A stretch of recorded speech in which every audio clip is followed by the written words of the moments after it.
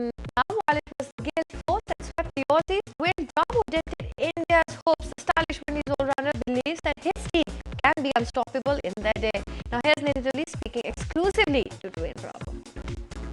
Dwayne, thank you so much for speaking with Times Now. West Indies have been having an exceptional tour over here. The secret, according to you? Well, there's no secret. I think there's a tournament that is very open, and it's open for all teams. It's very important that we keep our feet on the ground and continue to perform the way we've been performing.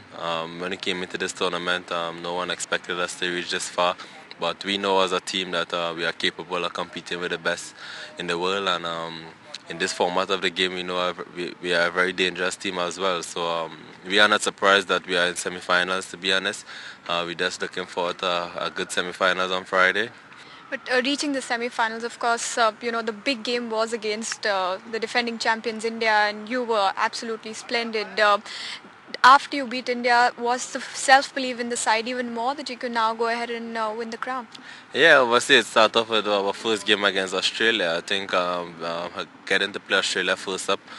First of all, we were placed in a very tough group, and we know that we all have to bring our A game and get off a winning start in order to be comfortable in the tournament. We did that against Australia.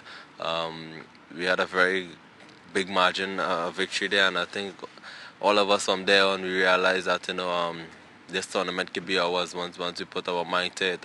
We are a team that is unpredictable at times. There are times we have our bad patches, but having said that, we know we are also capable of being the best team in the world. Also, we have some of the best players in the world in our team, and it's nice that we have a well-balanced team, and I'm really looking forward to it. It's a good tournament to win. You have a real shot at very big crown after a really long time. How do you see the preparation, especially when it is against a side that in the semi-finals you're meeting a side that has perhaps the most exceptional bowling lineup in the tournament?